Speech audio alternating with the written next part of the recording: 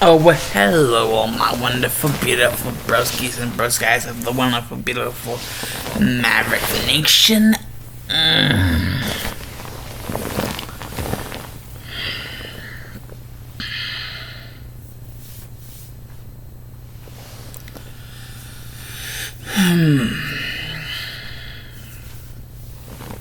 And yes, the fan is active again, and, well, I have no shirt again. Please just deal with it, please. Anyways, I am here with you for a little something. A new segment.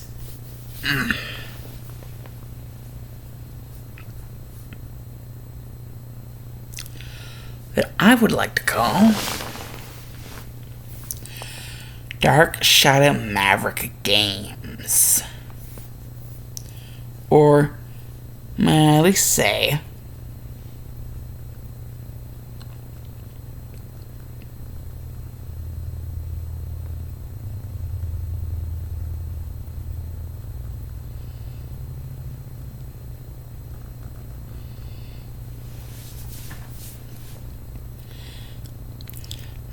actually, I thought of a better name. Maverick and Renegade Gaming. Because, well, I had a friend a while back, and something about their name being, I believe his name was Micah, and said something about, Renegade Glaceon. I think there was something about, like, a channel name that they would have, or they were going to have, or I don't really know, but I do remember that coming up, Renegade Glaceon. So, Maverick and Renegade Studios Productions. So I've been thinking, actually, I just now thought of Maverick and Renegade Gaming. A new segment I like to call Maverick and Renegade Gaming. This is basically where I go in, well,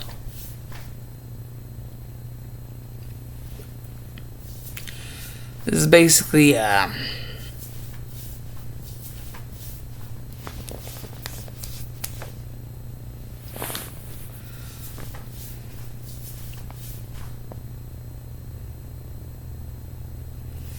guess, whenever you think of the words concept art in that order, I guess you could think of like a concept art if they were like games and such.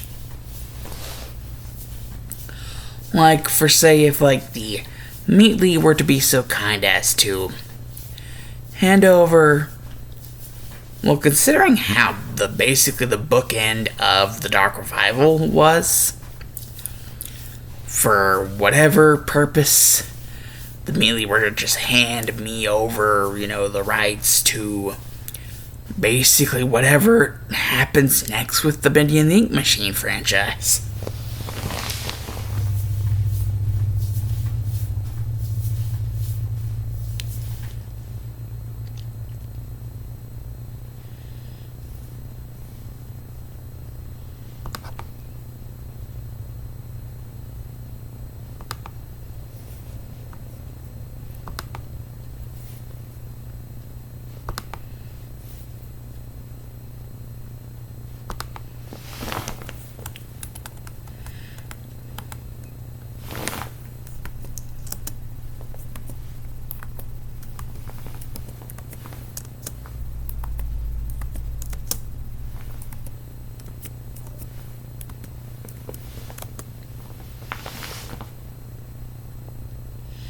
Come on, I know it should be here.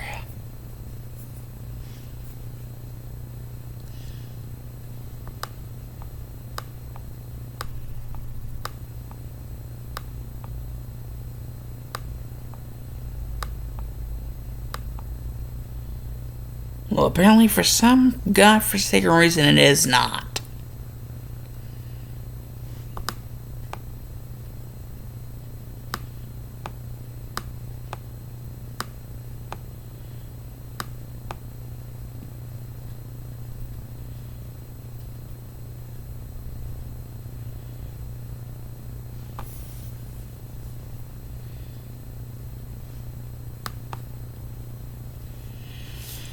Actually, I think this one might be even better.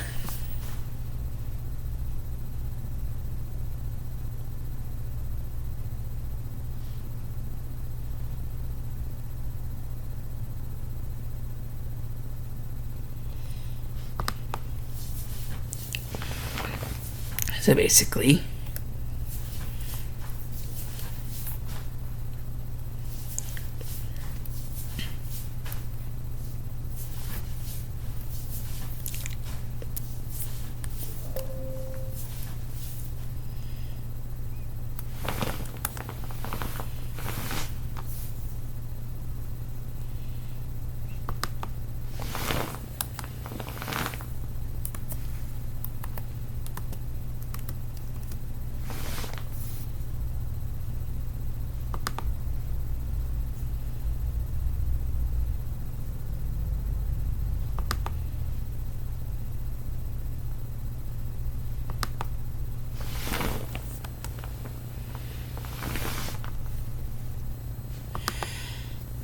one second.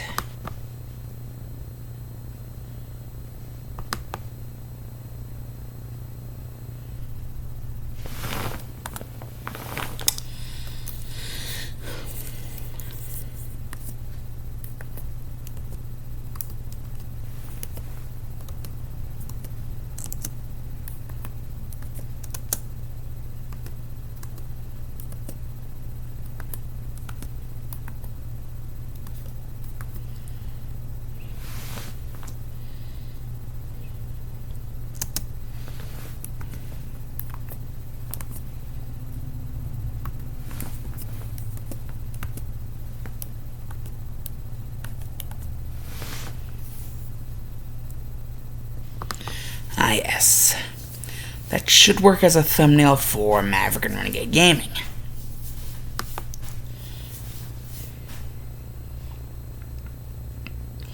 Sorry guys, just realizing I was making a new thing, and so I had to, new thumbnail.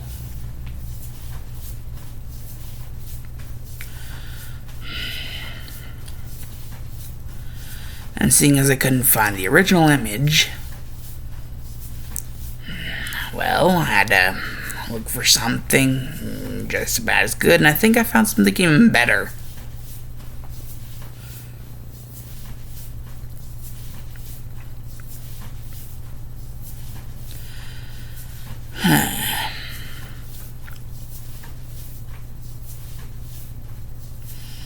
So,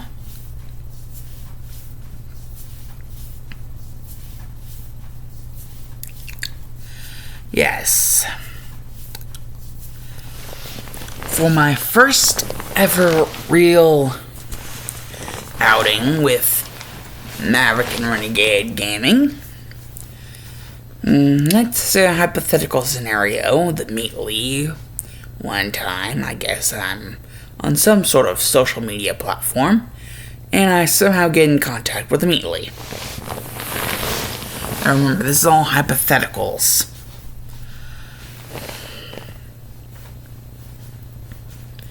This is a hypothetical game that you guys could one day hypothetically play.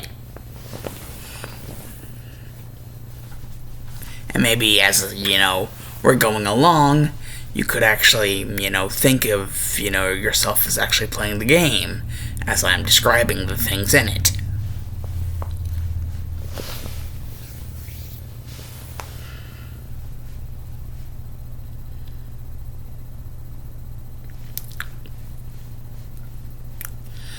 Basically, let's say that hypothetically he does indeed do this. Basically, I think it was the Mealy and somebody else that basically, they're responsible for everything Bendy and the Ink Machine.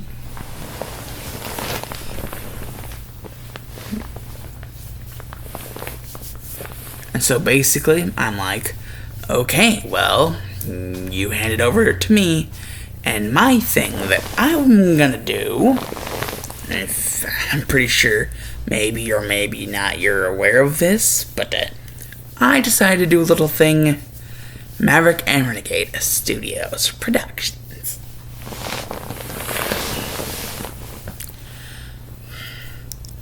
Or I guess, in this case, Maverick and Renegade Gaming.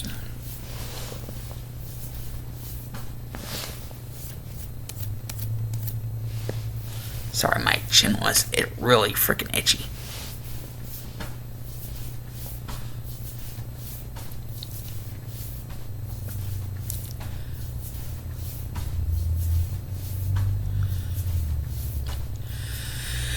And so, well, I guess now the Bendy and the Ink Machine franchise lives on.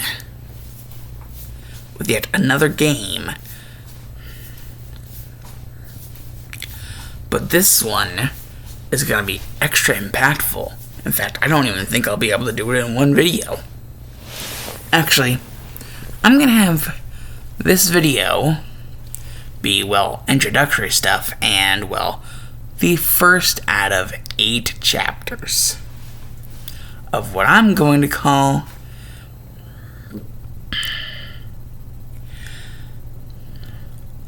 Bendy and the Siblings of Ink and Horror. Because, you know, first it was Bendy and the Ink Machine, then it was Bendy and the Dark Revival, and now with this the third outing, we have Bendy and the Siblings of Ink and Horror. And you know how in the first game it was this sepia tone kind of thing with Bendy's face for like the you know, menu, and the Dark Revival, oh god, the Dark Revival's menu screen.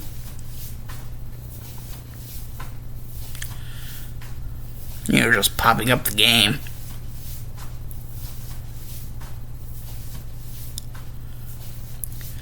However, for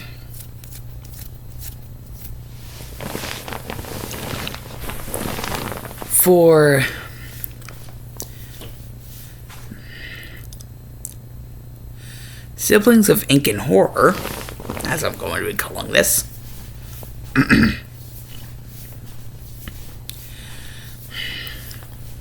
the art direction is basically going to be original Bendy, but with a Dark Revival coat of paint over it.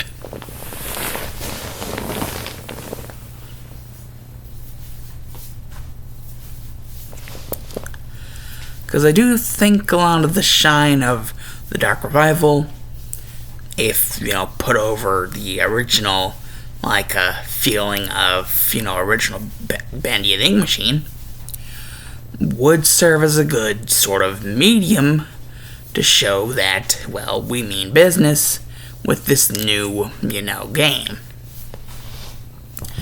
The best of both worlds. Best of original Bendy and best of Dark Revival Bendy.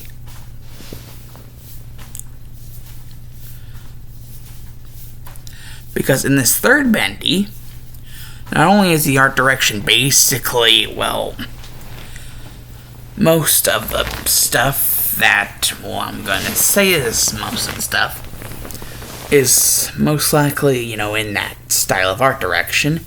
Some of the stuff actually takes a different style, but that's just some of the stuff.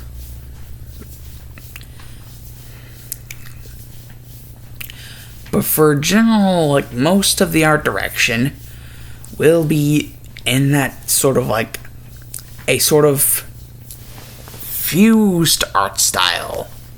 A like fusion of the first and second game. Like, the first game being like a canvas, and the second game being like the paint that you put on the canvas to make the painting. Just basically a really shiny, dolled up version of basically the end product of whenever we finally got all 5 chapters of the original Bendy and Ink Machine, because, yeah, that's how that went. So, basically, as you can probably tell, it's gonna be a rather sweet art design for, well, But, well, what for? Is like that for everything or just for some things? Because, you did say, Dark Shadow Maverick, that there were some things that weren't going to be like that. Well, I mean, some parts of the outside world aren't exactly going to look like the inside of the studio in, the first game, are they? So yeah, like, if there's anything, considering, the outside world, obviously it is going to have some of that, but not a lot of that. There's definitely going to be some differences there. But not too much as to distinguish it from the rest of the game to the point where it's unrecognizable.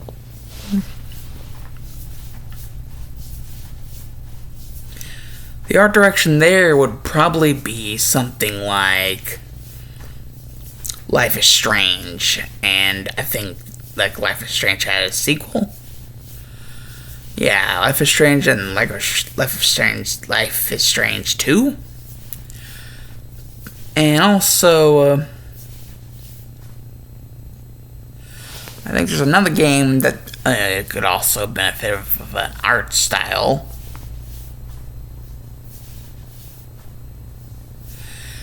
It was a game, I don't remember the name, damn it. But a lot of the time, the characters would talk about something about, the butterfly effect. If that helps you figure out the name of the game at all.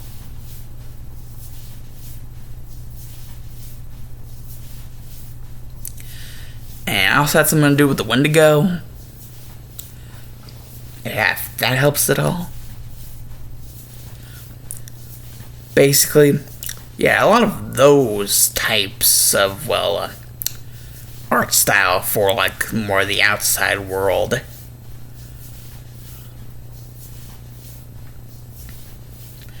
But most of the game usually isn't going to be spent in the outside world. Most of the actual events of the game are going to be 98.5% of the game is going to be spent inside, not outside.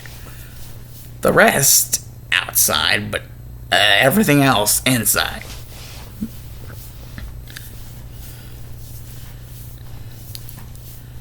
But some parts of the game can kind of feel like even though you're you're inside, it kind of feels like you're outside sometimes.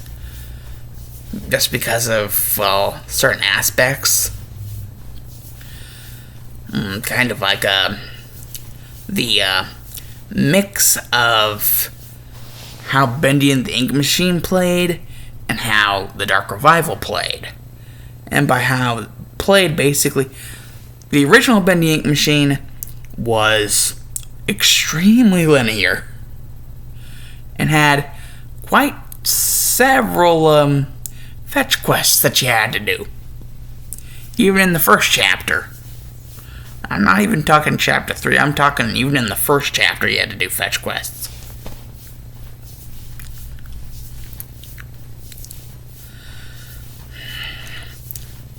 Basically, it's going to be just like with the art style, it's also going to be like a mix of the two.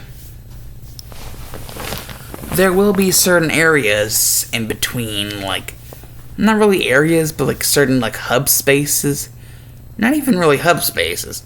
Just certain, I guess you could call them pathways, that feel more linear and almost fetch questy in their own way. Don't even know why I said that right. That will feel more like the original Bendy Ink Machine, but whenever you actually get to the actual areas, then it will start to feel more like Bendy and the Dark Revival.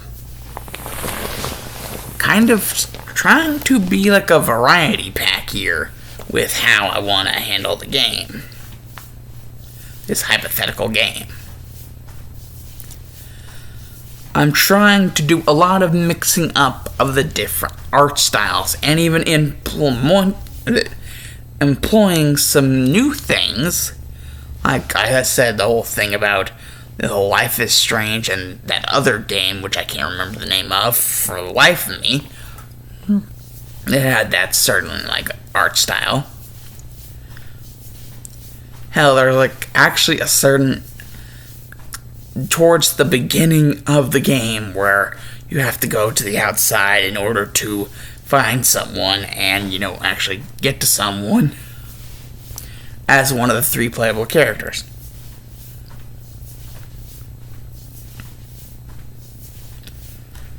And as I said, 3 playable characters. Throughout the game, you basically have, like, times where you can choose, and times where you'll be kind of tugged in one direction more than the other.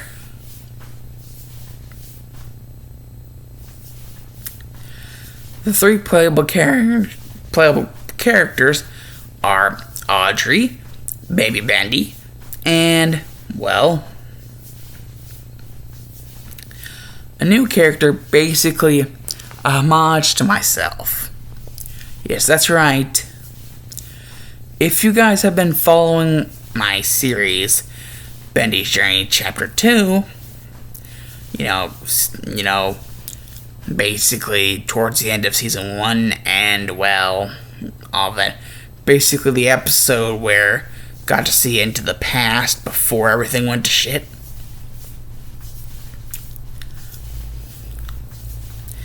Got to see some pretty integral things that'll be integral to this game as well. And why it's called Siblings of Ink and Horror. Because all 3... why it's called that in the first place.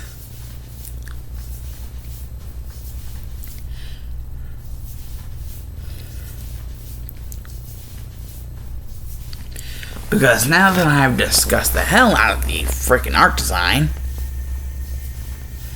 well, of the freaking, well, basically how everything is supposed to look, though I haven't really discussed the art design of the characters, and that's not just the characters that you play as, but the characters as in, like, enemies, or just God knows what. I mean, there are other good guy characters that aren't your enemies, but you still don't play as them, because, the 3 core integral playable characters are the 3 siblings. Because, as you know, me and Bendy in the series and in other things are brothers. And since, well, Audrey is, well, and we're basically, even though we don't like to admit it, Joey was our father before he went cuckoo for Cocoa Puffs. And so there's actually a lot to unpack, because Audrey, turns out, is not an only child.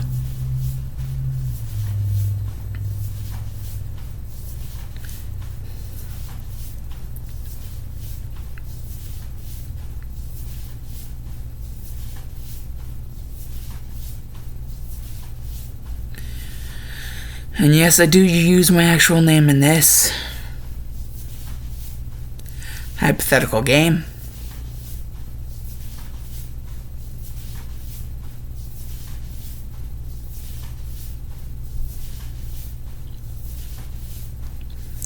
And so basically, the whole thing is, well,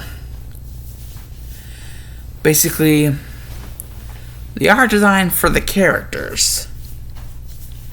How do I put this? I'm just gonna look how she looked like in the Dark Revival. Even Baby Bendy is gonna look how he looked like in the Dark Revival. I'd probably look how I looked like if I was in the Dark Revival. Everybody's gonna kind of be like modeled like if they were in the Dark Revival.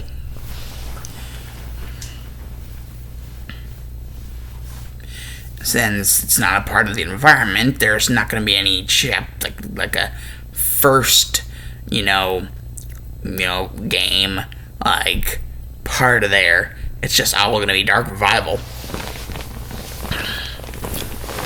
Like, if I was in the Dark Revival, because that's where all the big character things happen. Like, you don't see a lot of the character things happen in the first Bendy game. So there are some character things, but not a lot. Dark Revival went all in with all the character things.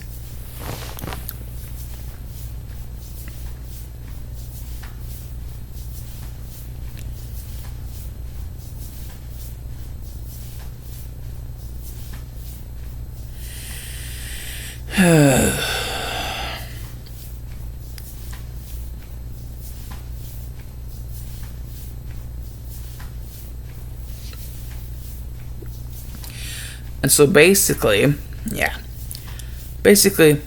you guys know me. You guys basically know what the most of the top half of my body looks like, and some of the bottom half, because you can see it right here. You can't see everything, but you can see most of me. And it depends on what videos you're watching, but you can usually see most of me. So, basically, imagine me and, if I was in the Dark Revival. Basically, that's my character design for this.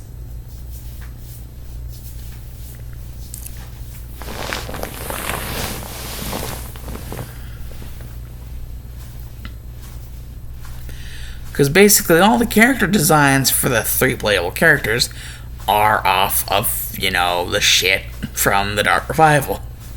Miss Audrey was a character in the Dark Revival, she was introduced in the Dark Revival. And so was Baby Bendy. And, he's one of the playable characters.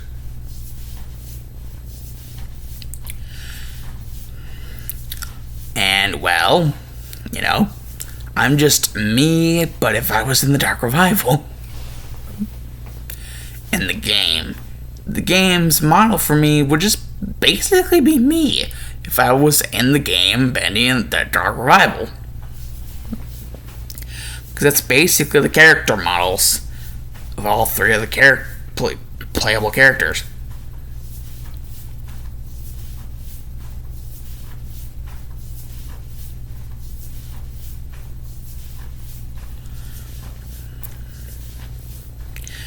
As for other things,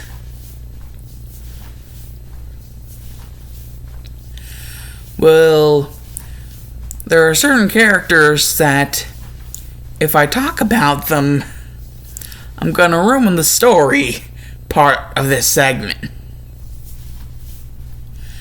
And this segment is only supposed to, really reveal stuff that's,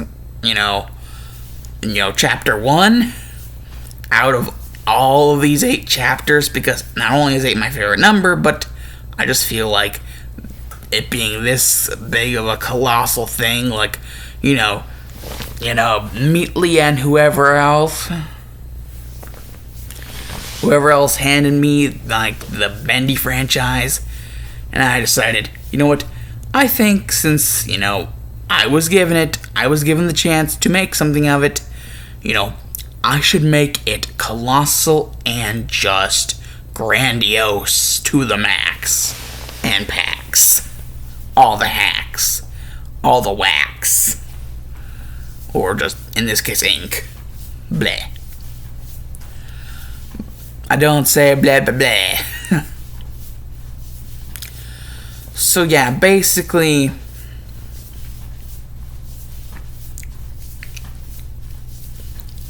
there's going to be a lot of comparisons to Chapter 1. I'm not Chapter 1. Fuck. The first and second games in this first chapter. Because, basically, first chapter is basically going to be covering what the first chapter is going to be covering. That's basically as much as I can,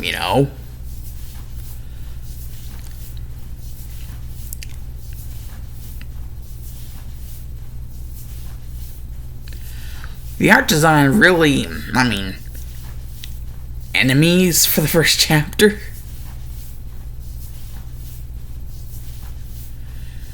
The first chapter is really just slice of life, just building up to what's going to actually fucking happen. Just like how in, original Bendy, there were really no enemies except for that one jump scare. If you want to call that one board jump scare, like, with it falling off and just onto the ground, an enemy. If you want to call that an enemy, okay. Everybody has their own tastes.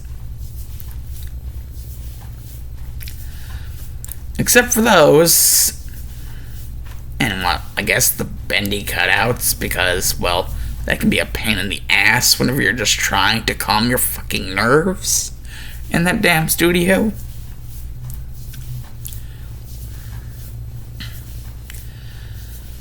And oh my god, they do not get any better. So I guess 3 things now that I think about it. 3 things.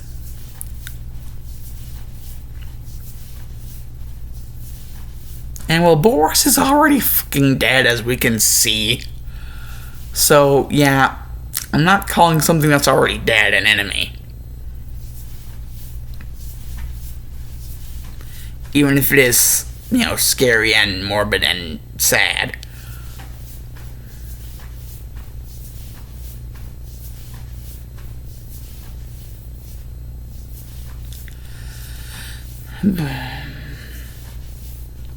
Basically. So, yeah.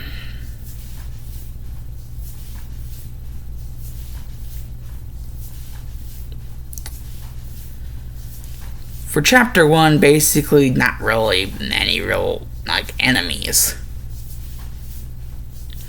So no real enemy designs for chapter 1. Because if there's no enemies for chapter 1, there's no enemy designs for chapter 1. But what about the names for each chapter?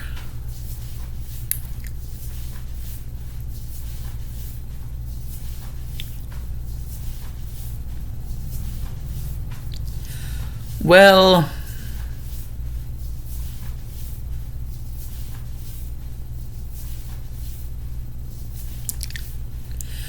as weird as this might seem,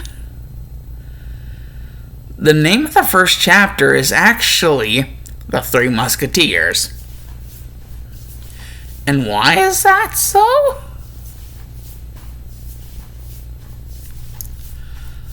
Well, something in the future will tell us that. Trust me, something in the future will tell us that. And now for story bits,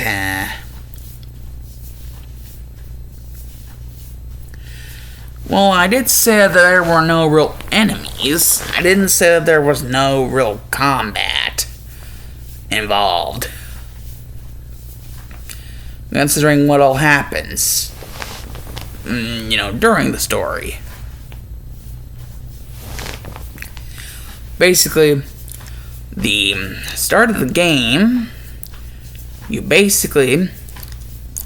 first person you start up as, well, there's only 2 people, and then there seems to be a sort of a glitchy spot where, the, player selection thing is. I would picture it being towards the bottom left of your screen, actually. The player selection thing. And, there would be 3 things. And out of the 3 things, there would be 1 to the left, and 1 in the middle, and 1 in the right. Because 3 things. And you would currently be in the middle thing, and the middle thing would be expanded as to where the other 2 would seem like they shrank. Basically because you're currently playing as that character.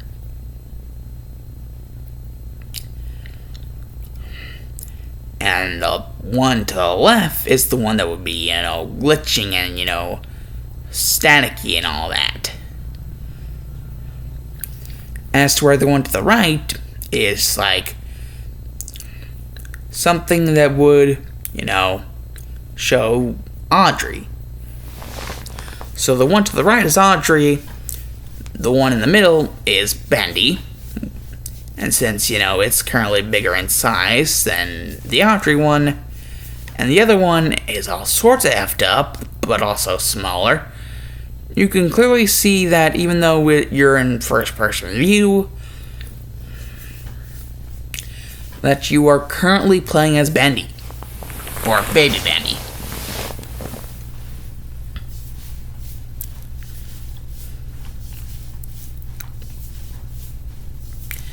And basically, there's all sorts of whispering voices throughout your little trek through Audrey's house. Just get to exploration.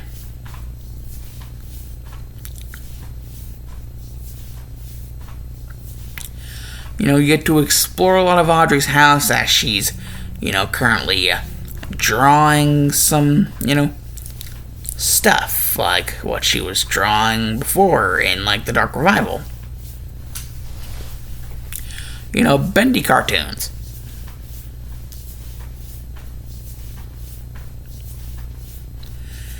And basically the voices would also not just remark about, the one thing that didn't seem to right, the one picture that didn't seem to right, but also remark that Audrey didn't seem to right either, like something about her in general, just not the picture of her, because the picture of her is perfectly fine. What? Amanda?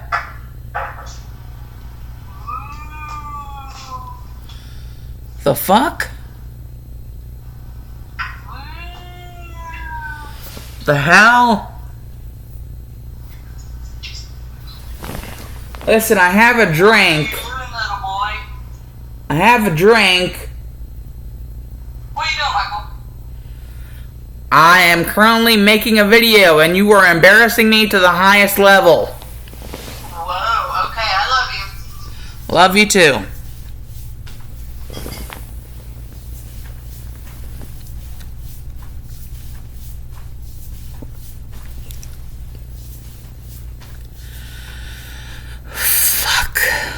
Anyways, where was I? Oh yes, I remember now. Basically, as you would go around Audrey's house, basically, all these different, whispery voices would not, remark about not only about the third face that seems to not really be too right, the glitchy one. The hell? Hey, Michael. Yeah? Did you eat your breakfast? No. Have you taken your pills? Fuck. Okay, pause it. Go take your pills. That's what I'm gonna do. And get your drink. I have one. Did you know that was Sam telling you she loved you and stuff? Yes, I heard her voice. Okay, I was just making sure you realized who it was. Alright, well go do what you're supposed to. Okay. Bye. Okay, everybody. Zawarudo. Time resumes.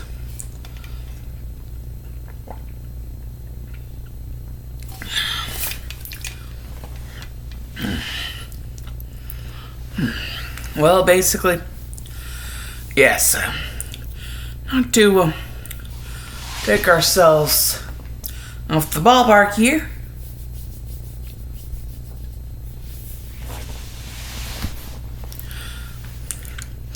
Basically, as you continue to adventure through Audrey's house,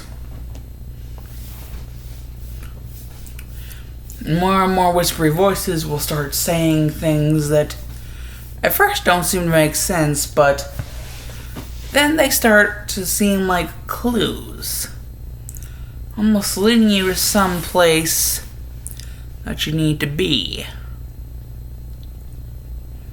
And before you know it, there's an objective that pops up. They're speaking of someone you know of. He's close by. Go and find him. And so, you exit out the back door as Baby Bendy. You know, you as the player.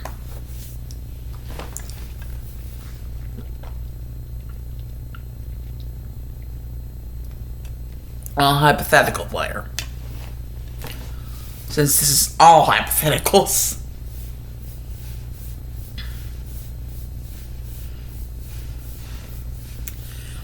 And well, after a while, you get almost what seems like an alert where, you know, previously your little assignment thing was that tells you it's him, and basically you're right in front of the guy, but it almost seems like he's going too fast for your little baby Bendy legs to follow. But you keep on doing it, because that alert won't stop until you do.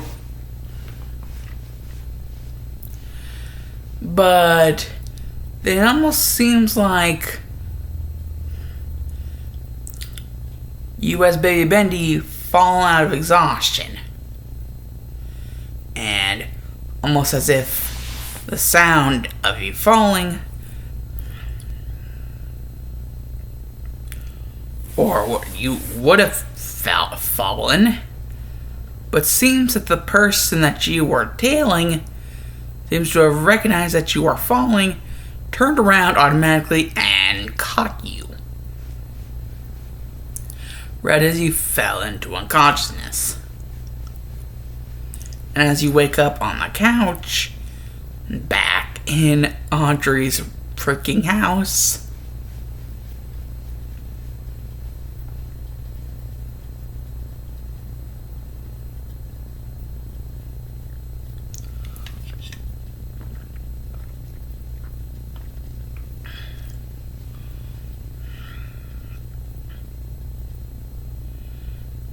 and before you can even say anything in your defense or just apologize altogether for just leaving,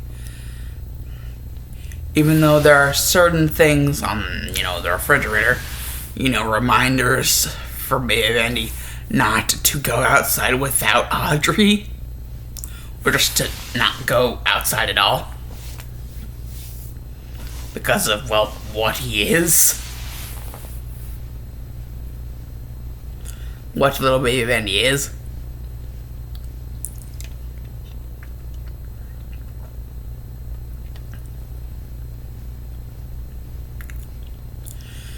And it's almost like you can hear some speaking. Yes, there are two people talking.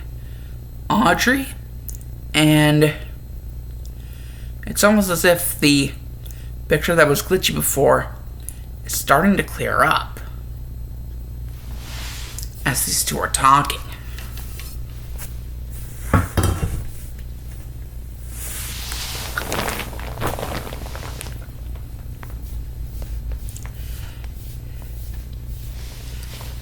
And now the story really starts to get real. So, let me get this straight. You really did notice that he was going to, and before he even had a chance to fall, you caught him? And basically this person is just like, yeah, yes, I did.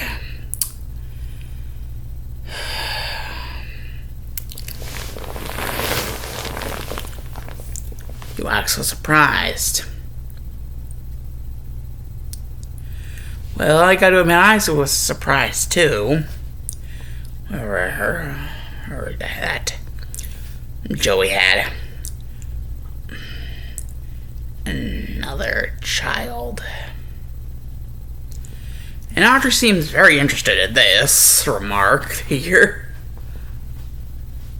I'm like, what do you mean another child? I'm an only child. And this person seems to take extra offense to that. For some reason. It appears that they didn't even know why they took offense to that. They're just like, actually, if you had paid closer attention to the type of man Joey Ch1 actually is,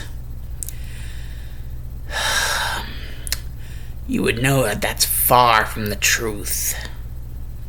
What'd you say her name was? Audrey?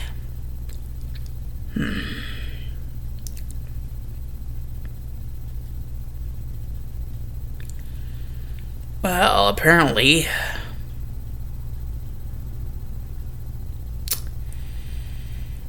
the ink machine wasn't the only thing that was allowed to give me solace in my 8-year-old life. Though that other thing apparently seems to have been kept from me while my parents were getting busy, as some people would call it nowadays.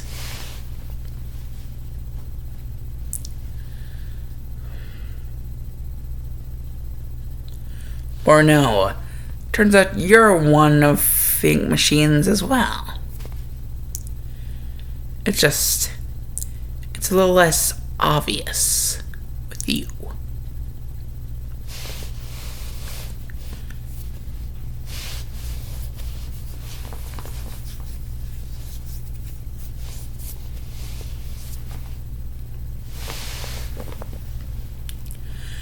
And Audrey just doesn't know what to feel anymore, as she's just like trying to, run mental circles around herself and this person at the same time, trying to figure out what the fuck is going on.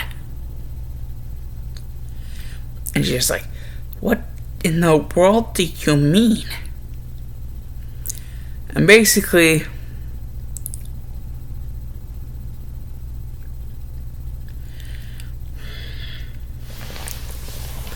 this person is just like, this is what I mean, Audrey. And just takes his hand and puts it onto her face. And light just comes out of nowhere. And then takes it off, the light comes off.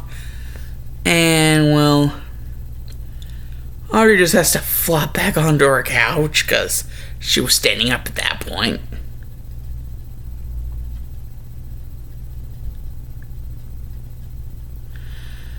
So, well, basically she looks exhausted because of what she just figured out. That apparently her father, Joey Ch1, is nowhere nearly as nice as she, was made to believe. He's actually a very not good man. Though he may have done some good stuff for her, it doesn't seem to as much a feeling about his other two. And yes, that means that Audrey has figured it out.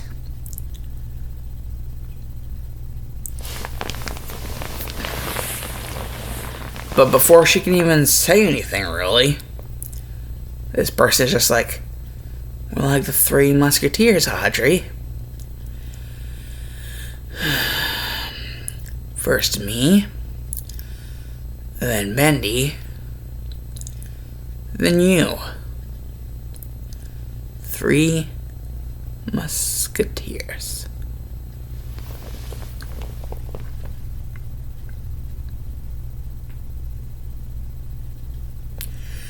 We've all been affected by that him.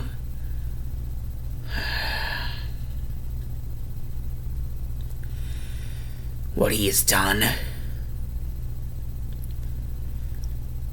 You've even been made to believe his lies. Well, not everything he said was a lie, but a good some of them were. And now you even know about that day. The day everything went to shit for me and my brother. I never really thought I'd ever be able to see him again. Ever be able to look into his eyes again. After all, I did nothing to get back up and go back in there.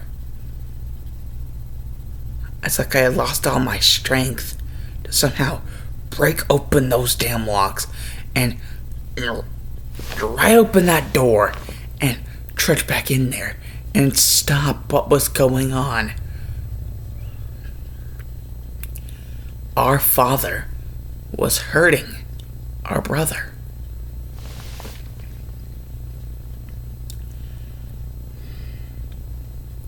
I have no earthly idea unless it's something I really don't want it to be, but unless it is that, I have no earthly idea why Bendy would say those things to you.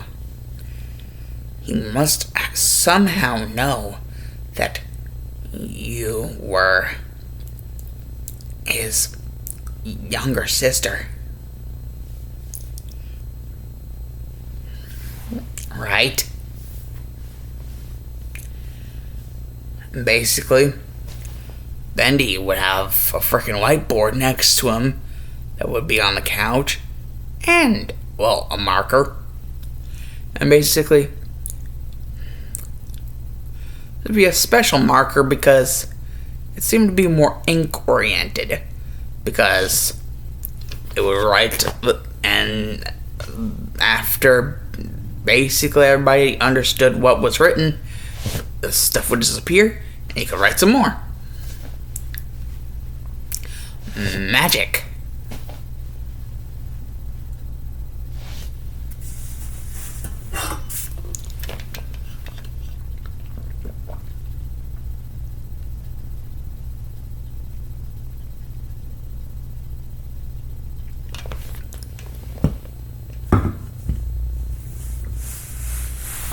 Damn it, I am a thirsty bitch. Basically, what Bendy would write down is, well, basically, no, he did not know that they were related. Other than, well, things already had been stated during that time. He did not know how closely they were actually freaking related at the time. This is all new revelations to him as well. And the guy would just be like, well, it shouldn't have to be.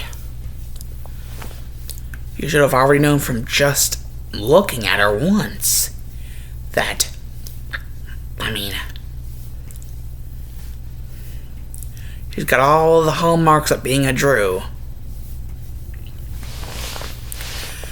Even though I hate saying it, I do too.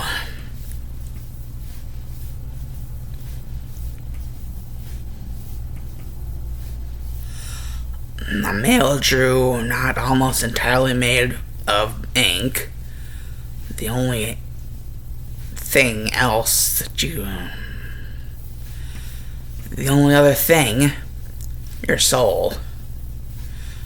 A direct contradictory. A direct contradiction to mine.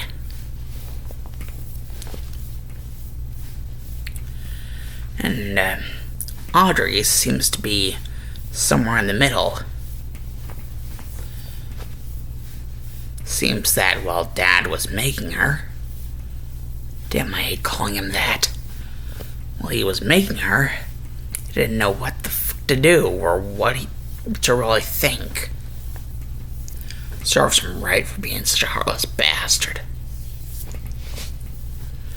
He may seem to have been a nice guy to you, Audrey, but to us, he's a wolf in sheep's clothing if we've ever seen one or heard one or anything before. He hurt Bendy, and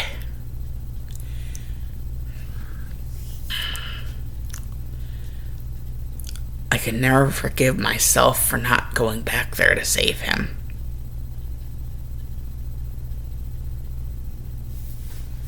It's as if everything in my body went limp, and I just passed out due to the overload of emotions and stimuli that brought.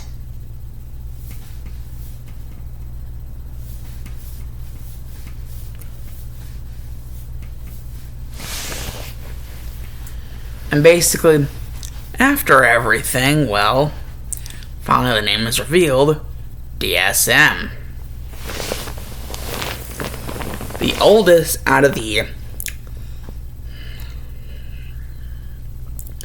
3 musketeers of this group.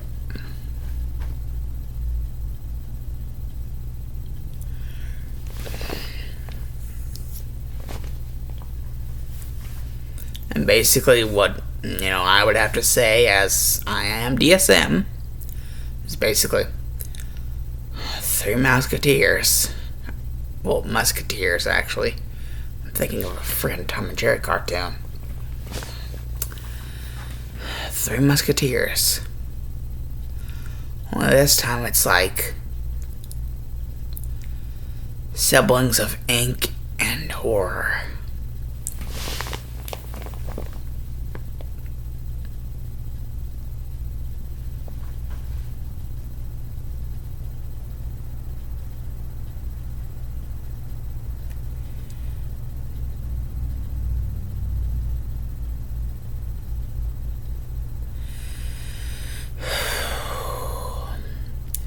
Well,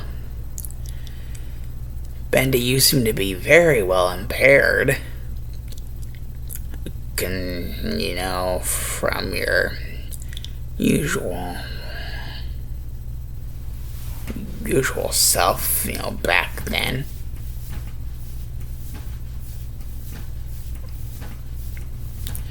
Way back when we didn't know better.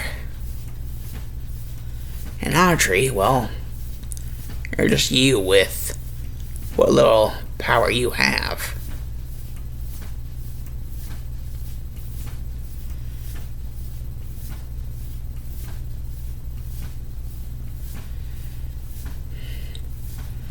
You only seem to... The only things that you still have remaining seem to be the first 2 that you learned. And while I admit they are a pretty useful combo if you are able to be stealthy enough, just having that and nothing else. Me and Bendy could teach you a thing or 2 if Bendy actually, was up to stat. I mean, I'd still be taller than him, but, he'd at least be taller than this. And besides, he can't even speak. The Bendy I knew could speak. Well, I mean, you said that he spoke to you whenever he was in that bestial form. I guess because of how horrible it is, it brings back some things from our past. And so he's able to speak through that.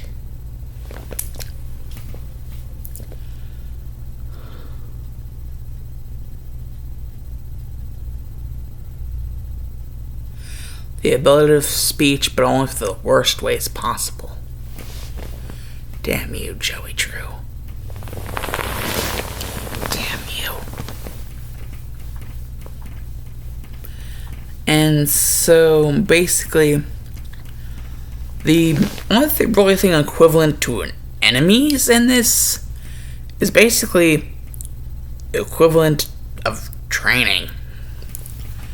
Yeah, training yourself to learn new abilities. And not just new abilities, but a lot. And I do mean a lot of new abilities. Because of basically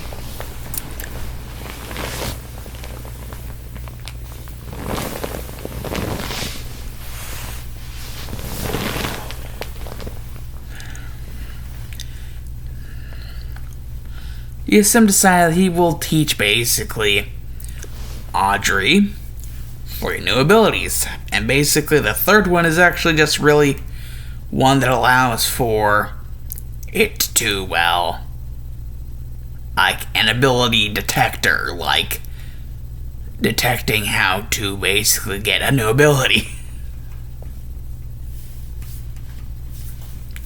So basically an ability scouter. So it isn't really an ability, just an ability scouter.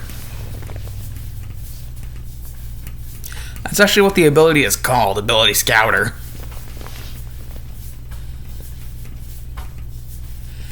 The one bad thing about ability scouter is, well, you're constantly glowing while using it. And, well, it can take some time to find somewhere where you can get a new ability. So, yeah. Basically, big old target saying, "Here I am, go kill me." You know, because basically later times within the story, there will be enemies. And lots of them. Not all of them as easy to defeat as the others, and some of them you will have to run for the hills away from, or else your ass will be grass. Well, that is if you're Audrey. If you're Bendy, however, after the training, it isn't really so much abilities because DSM knows from the past that, Bendy can get abilities by himself, all that too fine. He's actually very good at it. And so wouldn't need the help that Audrey would need. So really it's just getting him back to stat. But with Audrey, it's just training to get those, 3 specific abilities. But with the third one, it's basically just more or less a scouting thing for other abilities. So it isn't even really an ability. Just a way to get new abilities faster. But it's still going to take some time and, more time for certain abilities than others. So you're basically just shining like a fucking beacon, and with enemies that can basically detect you by light signature, yeah, that's gonna be bad, and especially if you're in a really dark area and you're using it and one of those enemies is around. That's gonna make them extra easy to find you. Unless they're just facing in the exact opposite direction. That's the only way I can picture them not finding you. If they're facing in the exact opposite direction or there's a fucking wall. But then light would bounce off the sides of the wall, and so they would have some general idea of where you could possibly be. So yeah, basically making yourself a big fucking target just to get a new ability. So yeah, basically, high reward, but also very high risk thing there in, Ability Scouter. But what about the other 2 abilities? Basically the ones that you will learn in Chapter 1. Well, one of them being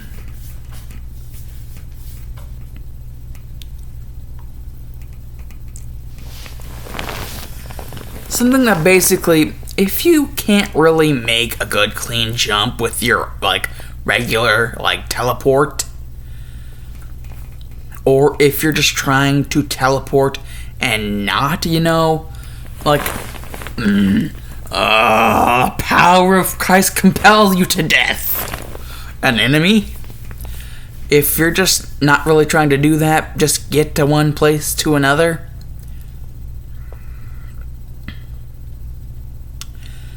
Oh, well, I'm constantly using all sorts of different shit in my stuff. And constantly referencing other shit in my stuff. So why not now? So basically, 2 fingers to the head, boom, another area. All you have to do is, well, once the fingers are to your head, basically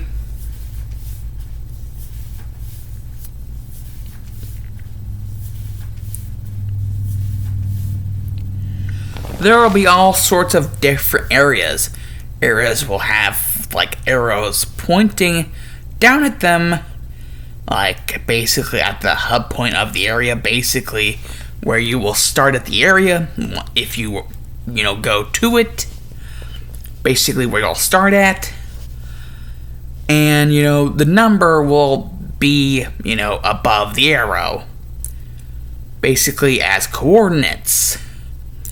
You type the coordinates in while the arrow toward the head, and basically, the moment you release both actions, you will be insta-teleported there, no matter how far away it looks. As long as you can actually see the damn thing, and basically this seeing will also count as sort of like an energy signature. So basically, almost like a secondary sight. So yeah, basically as long as you can reach it with how well you can see it, and you are able to type in the coordinates correctly, you will be able to jump there. If you're just wanting to reach an area and not wanting to kill an enemy, if you're just wanting to regular teleport and not have to go through the hassle of, do I want to kill an enemy though? There's 2 different ways of teleporting. But this one is not called teleport. It's not called teleport, it's called transmission.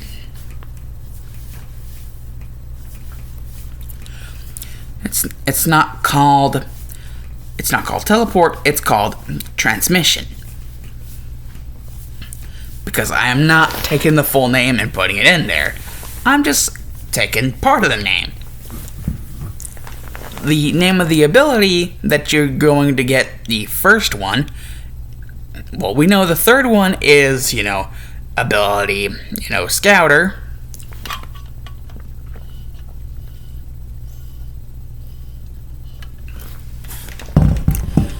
And now we know the first one and what it does.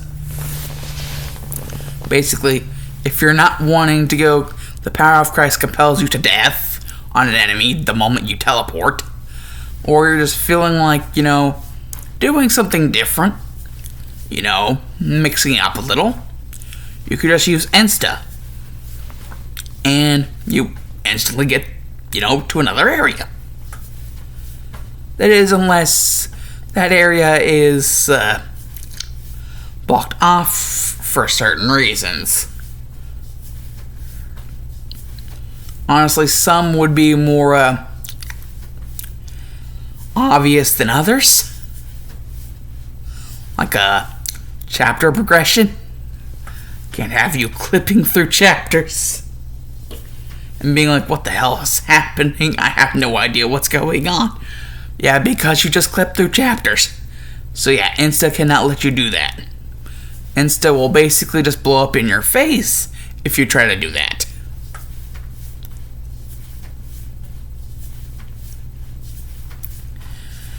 And so the second ability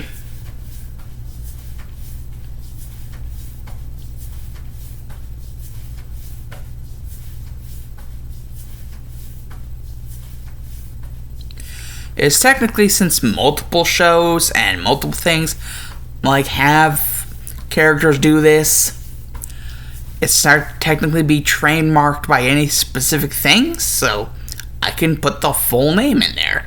After image. Basically, the entire reason for after image is, well, since you need to run from certain enemies, after image is the perfect way to haul ass. Whenever you are too close to an enemy to run the normal way, after image is your best friend in those scenarios.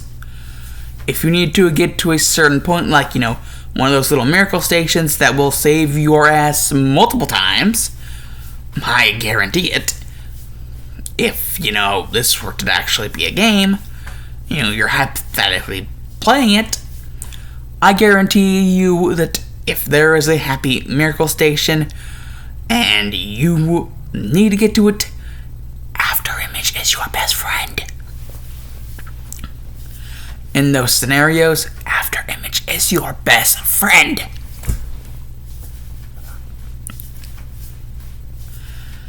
And basically, all you really have to do is just,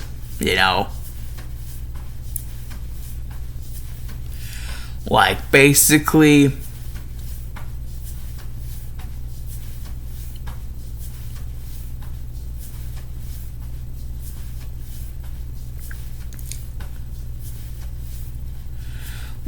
how characters have double jumps in video games? This is more like a double run. And the double run will leave images of yourself behind where you used to be. This will not only, save you, but it will also confuse enemies, so that if they are killable, you can go back and, if they haven't found you yet, kill them, because they're still looking at the image of you that for some reason they can't kill. Yeah, so basically, you're basically going to have your enemies become stupid, and the ones that you can kill while they were stupid, you're basically going to be easily able to kill them. Basically making a mockery out of freaking enemies. Even the ones that are unkillable, you will be able to make a mockery out of them by using after image. That's why I said after image is your best friend in these moments. Not even if you just need to go to a happy miracle station or just find a way to haul ass to somewhere to save yourself. But if you just need something in order to make your enemy stupid, and so you can just kill the shit out of them, and walk entire circles around them. Basically, instead of a double jump, this is basically a double run. The double run will basically, everywhere where you basically double runned, you will have basically every certain time there will be an image left of you, and basically that will confuse the fuck out of your enemies. They will have no idea what's going on, except for some exceptions. And those exceptions are going to be a pain in the dick or ovary. Should you be a girl playing this? Hypothetical.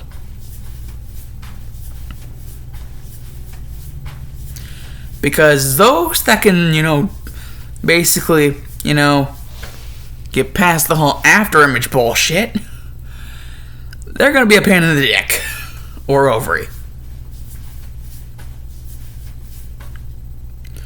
I guess vagina would actually be more appropriate.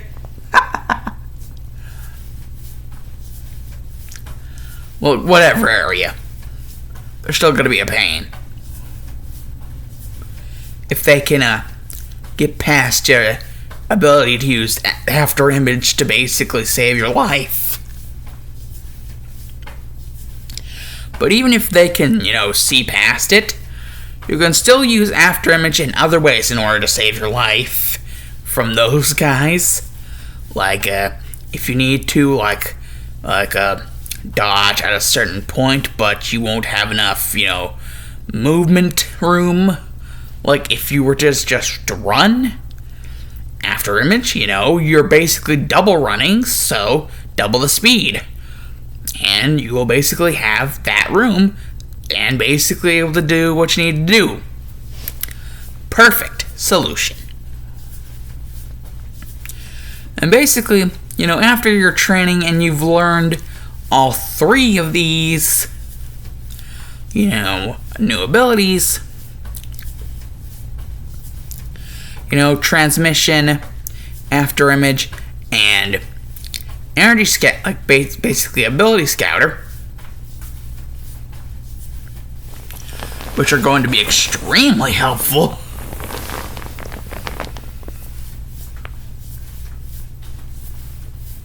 Trust me, they will.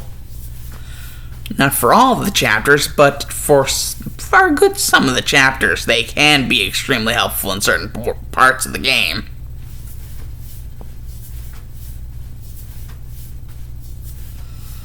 Like, for example, I guess there is one instance of an enemy in Chapter 1. Chapter 1's pseudo-boss fight. And why I say pseudo-boss fight is because it's not really a boss fight. Like, boss fight, actual level boss fight. It's just like, we have something here that could be considered a boss fight, but not really, like, to the, like, level of, like, Bertram and, like, freaking Beast Boris or freaking, like, the final fight with Bendy.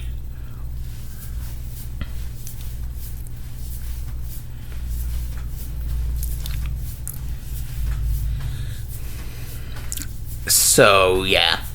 Basically, nothing to that level, but this is definitely something.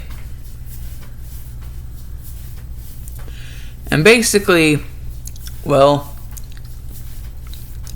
DSM will basically, at this point, as you're basically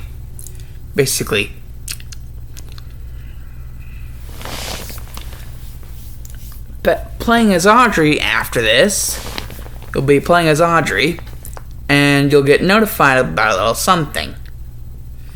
It seems that almost like you can hear something driving off in the distance. Is that a car? Who would have been driving near here? And why? And so basically you would walk around until you find something underneath your door. Seeing as, it's your house. You're Audrey, it's your house. And it's basically, it seems to have fallen off the door on the other side of the door. And basically, a piece. And you basically get it out from underneath your door. And you realize it's an eviction notice.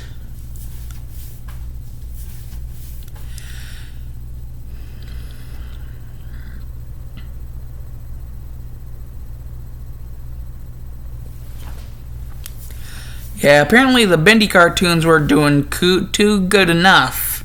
The ones that Audrey was making, and wherever she was sending them to, weren't doing too good enough to keep her, still having the house. And well, this actually gets DSM excited to, something that actually might help them all.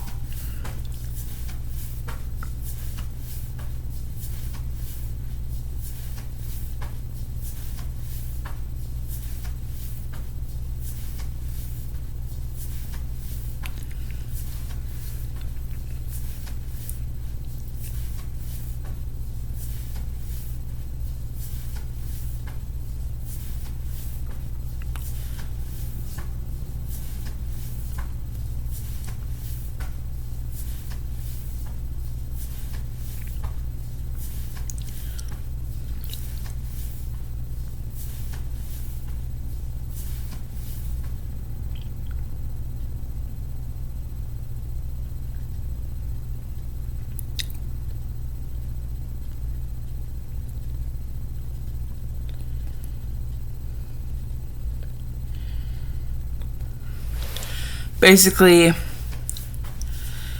after this, well, basically DSM's like, well, considering all of these things, Bendy,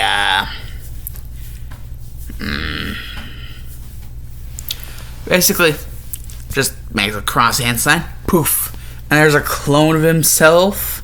And it's like, you, make sure to entertain the kiddies while I, go fix something. And basically, Audrey's kind of left out of the loop. That is until automatically you're sent into controlling Bendy again. However, this is to get himself some abilities, which will be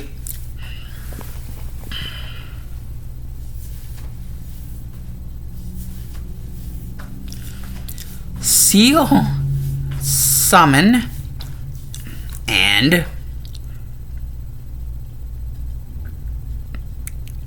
Project.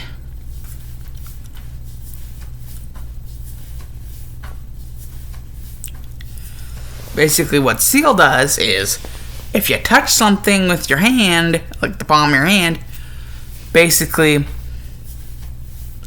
it will turn it docile. That's basically a secondary way of defeating your enemy. However, this does not work on, like, any type of boss. Or at least, you know, if it's a pseudo-boss like the one you're about to fight in Chapter 1, it will only work for a limited amount of time.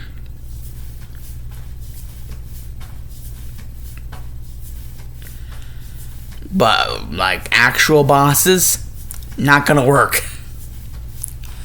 So, that's how basically Seal works. And Summon, how that works is basically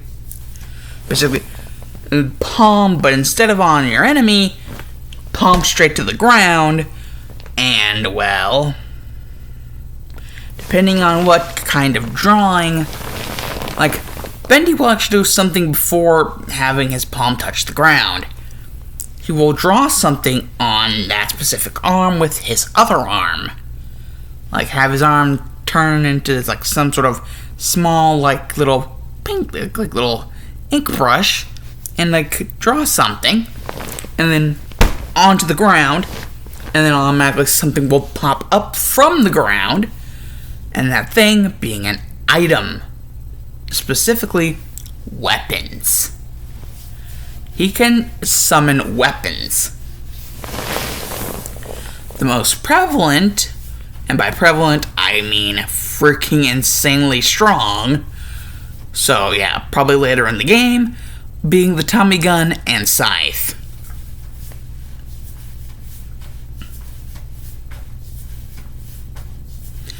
And he can also use summon in a different way, like if he has a certain ability prepared that, can be, done in this way, he can use summon to, not like shoot it out, but to actually, put it in like a certain pocket space, and then whenever he uses summon again, it will like jut that attack out, jut that ability out, and slam it into whatever he's fighting. So basically like a little tiny little pocket dimension.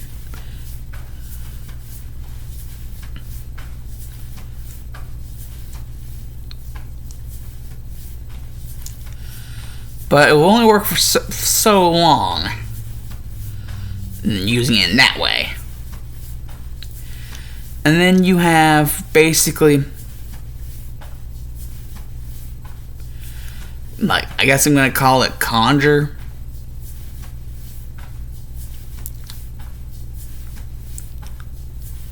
Not Conjuring, because I don't want to get, attacked by the people who made the Conjuring movies, who are not making the Annabelle movies.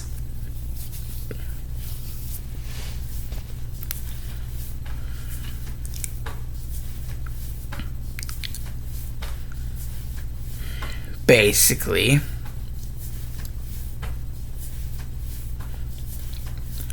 what Conjure does, well,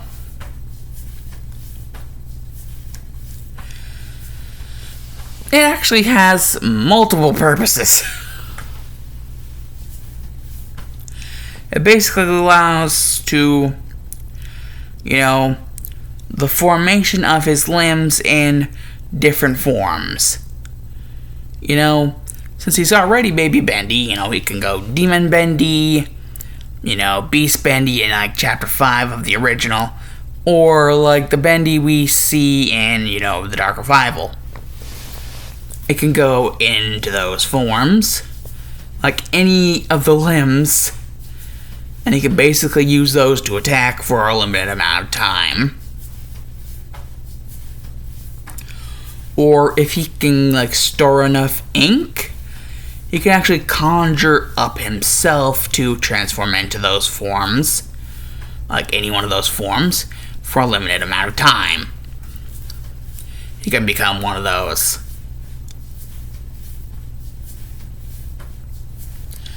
Like Demon Bendy, Beast Bendy, or Dark Revival Bendy.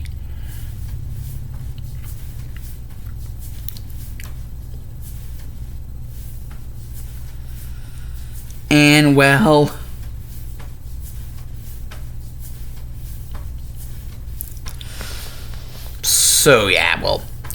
and the amount of ink, well, Demon Bendy is the least costly to do, and it only gets more costly the more bendies you go down.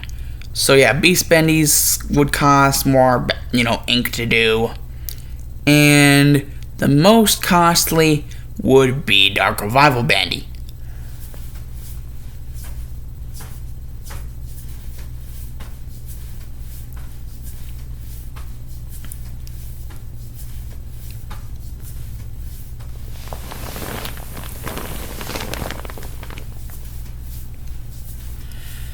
And basically, this whole pseudo-boss fight is to get Bendy to, once, he's fought someone who is, of that, caliber, he might just regain his old self. The one he knew as his brother.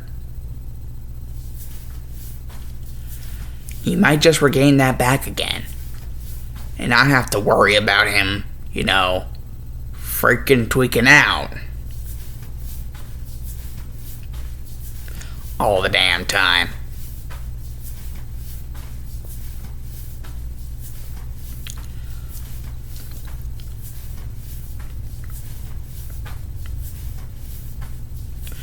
And DSM all the time is telling Audrey not to worry about it, and that, remember, this is actually a clone of DSM telling her not to worry about it, because the other DSM is off doing something else, which is actually going to be very good for them in the end because of what he's about to do.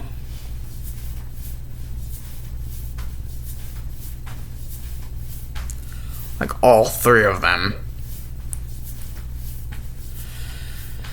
And basically, whenever, considering abilities for, DSM, dude already has his 3 abilities that he currently knows.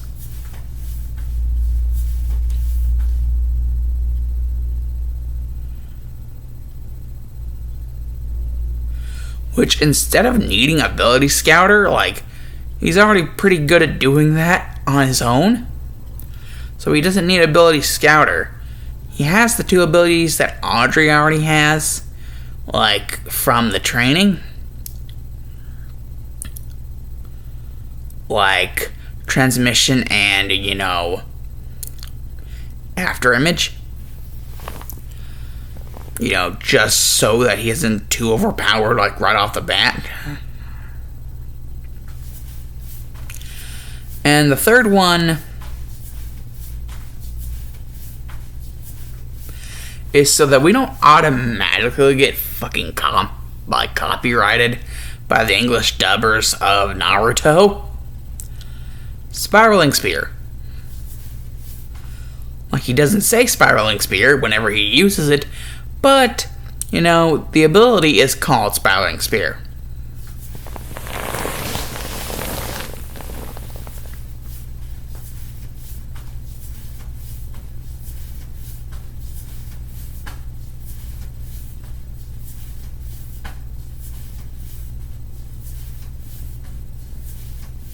And the funny thing is,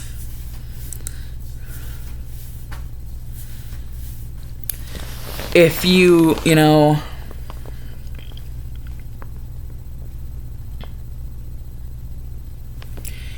want, you can actually make the after images not after images. You can turn them into clones.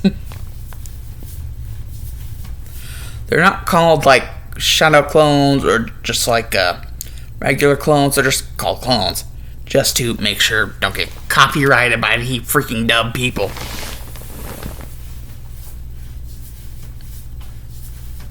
Or Masashi Kichimoto, or whatever the fuck his name is.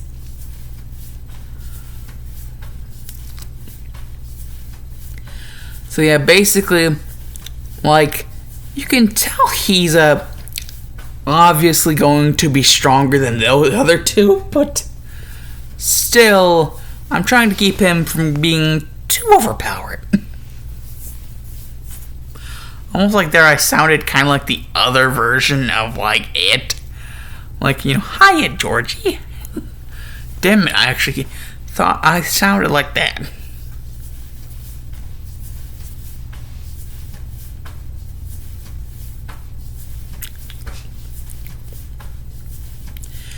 And basically, the pseudo-boss fight in this... Well, actually, that's, only after, finally, the clone basically says, the boss, has done his thing, and basically points to, window, and basically just jumps out the window, and mid-jump, freaking pops. Showing you that that was not an after image, that was a clone. All along. And basically, Audrey first closing the window, then Audrey and Bendy both walking out the door. Not even caring that, Bendy is with her. And how many people could, see Bendy. Because, she should have the revelations of a lifetime.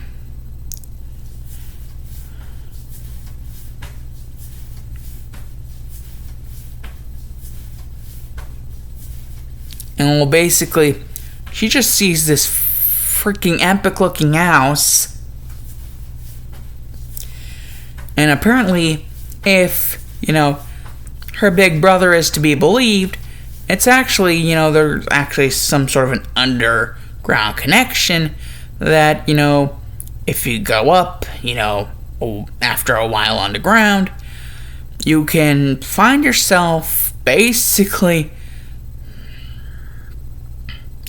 somewhere towards the start of, the studio. And she's like, the studio? And, basically, he automatically shoots that down, whatever she was thinking, because he knows what she was thinking. No, not that studio, not my father's, not your father's, not Bendy's father's, not that studio. My studio. Because basically he brings up that he's actually been, doing his own thing. And, there's a projector that he pops up, and, even a little disc, and there's even a little silver screen, and, well, it just shows, basically, if everybody knows about the character in One Piece Corazon, basically, take away one syllable out of that character's name. The in Corazon. So basically, Corazon, Basically not Corazon, but Corazon. The show is basically named Corazon and Friends.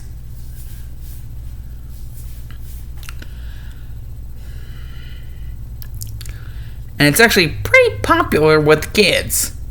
And even adults seem to like the character.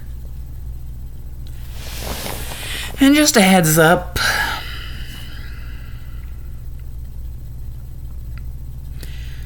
Corazon is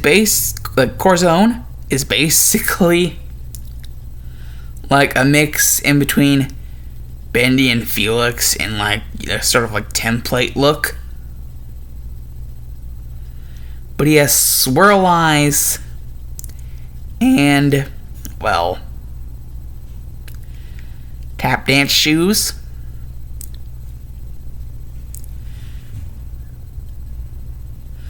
He has a bow tie that also, is also a necktie. It seems like it's like a fusion of the two.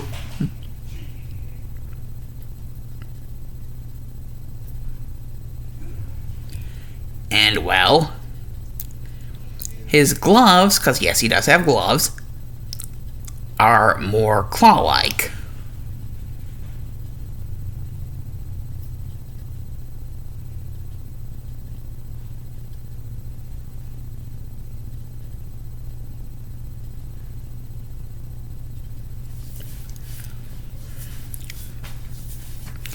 And, well, it does turn out that, well,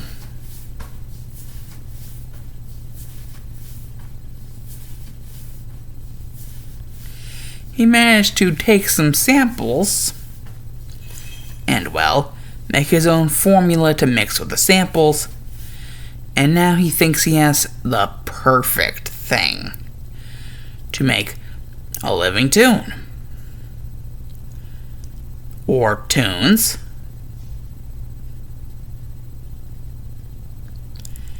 And before he knew it, another ink machine was born. Out of basically the broken parts of the ink machine from the other studio, because DSM just decided, his father was an asshole, so he was going to dismantle his machine and use those parts, basically repurpose them for something much better.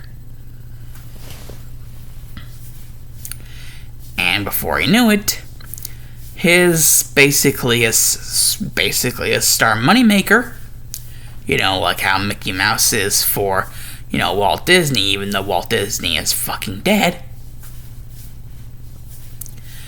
Basically for the Disney company. Mickey Mouse is for them. The star moneymaker. Corazon, not Corazon, Corazon, is basically that for this. Which is basically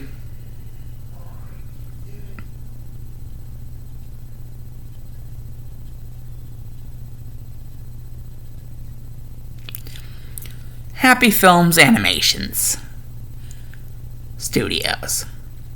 Yes, Happy Films Animation Studios is what he decided to call it.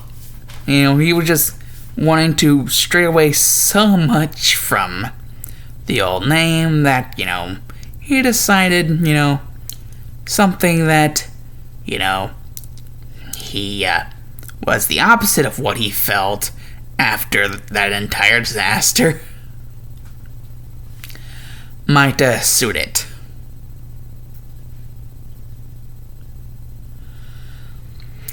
And Corazon liked it too.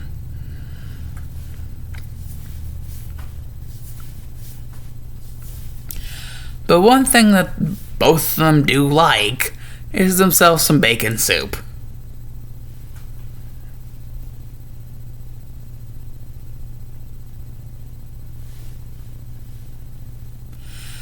But instead of just how the little devil likes it, the line is actually changed to just how Corazon and friends like it. He could get a new friend who is apparently a devil. Anytime, Corazon's always trying to make new friends. He's literally always trying to make new friends. The show is literally like that. He's always trying to make new friends.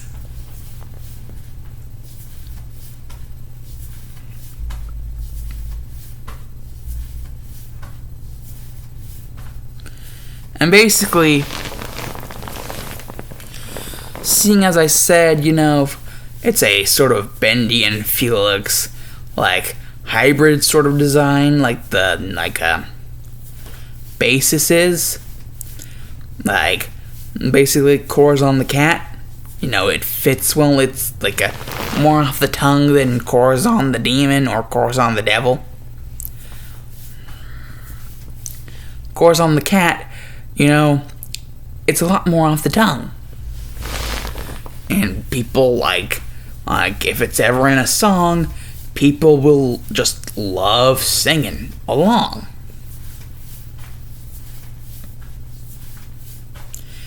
And so,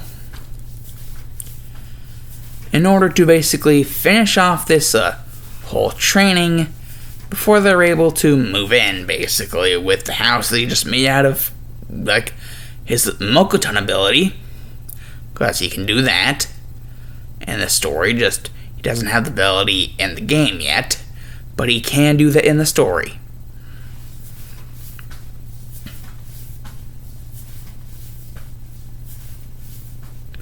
Just trying to make sure he's not too overpowered during the gameplay.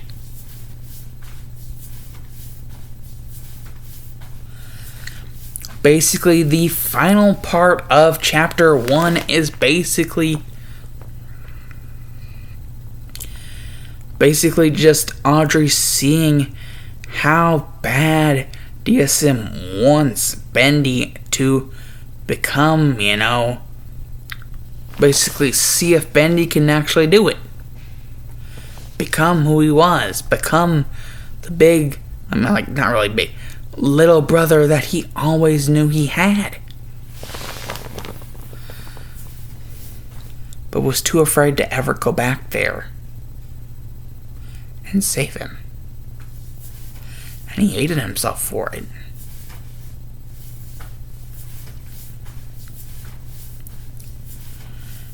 And so basically,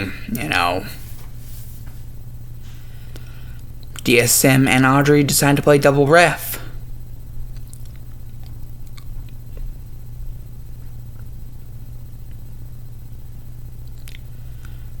And this entire boss fight is really just taking place in a garage.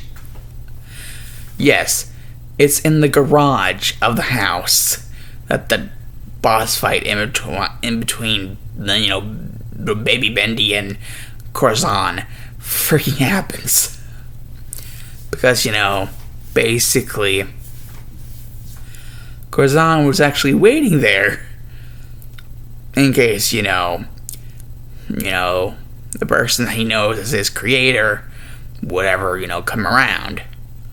Also, the new and improved ink machine is in the garage, but in a further away part so that they don't hit it and cause something really bad to happen. And besides, it's enclosed fence area so that you can't really hit it. You would just basically bounce off the fence or hurt yourself really bad. Either way.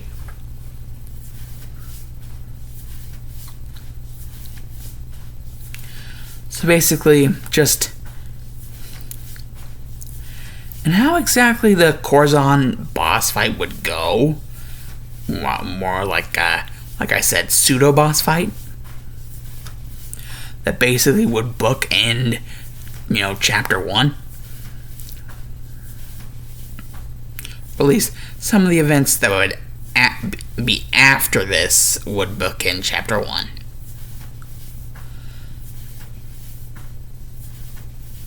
Because there is some stuff that happens after the Corazon pseudo-boss fight, happens, that basically bookend Chapter 1, and then it's finally over. Basically, a lot of what Corazon does is, well, stuff that Bendy knows how to do. Or at least from a lot of his rubber hose days. He's a really big trickster, so don't expect things to be easy, but don't expect anything to be really hard. He doesn't make it really easy to hit him, and whenever you do, he'll try to switch up strategies to throw you off, his game.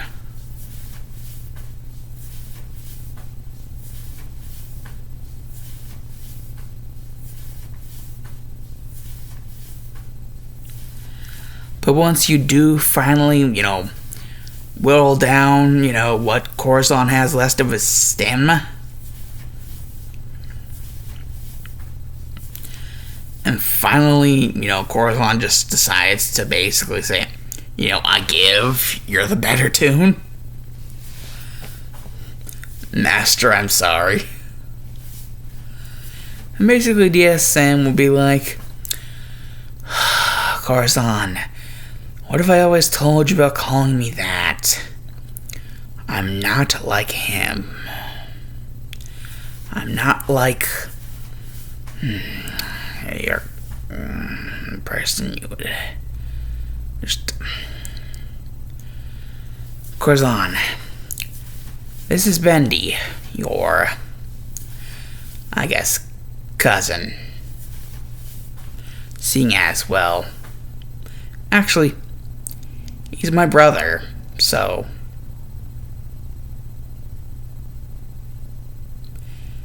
He'd be more your uncle, I think.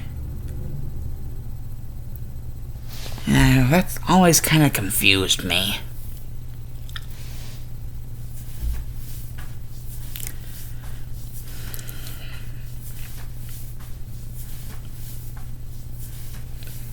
So, please, no hard feelings. So, shake of hands, and basically once he motions that he doesn't mean him and Corazon, he means,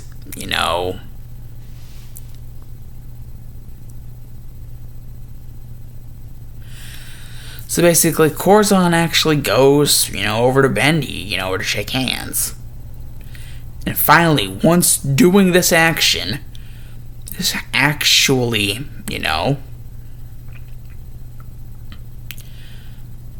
does it.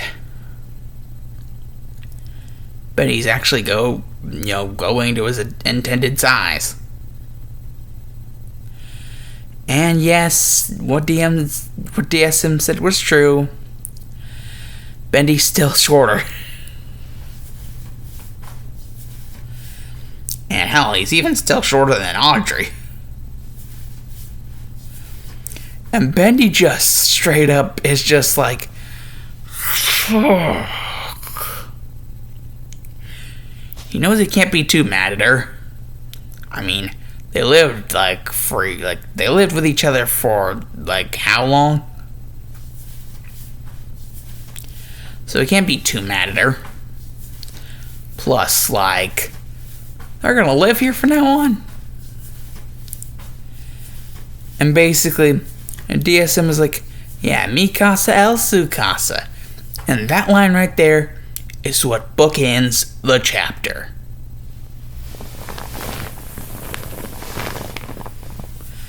And don't worry, my friends, I will keep uploading, and that means eventually more will come.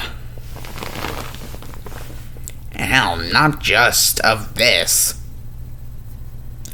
There is something else that I plan.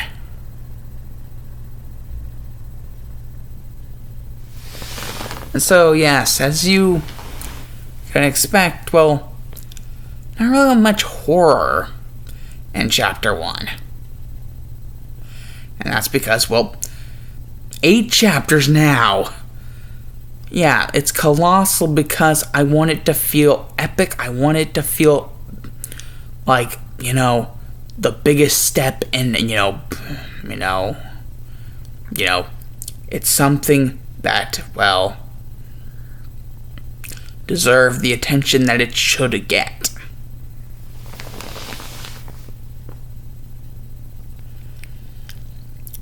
This is Bendy and the Siblings of Ink and Horror.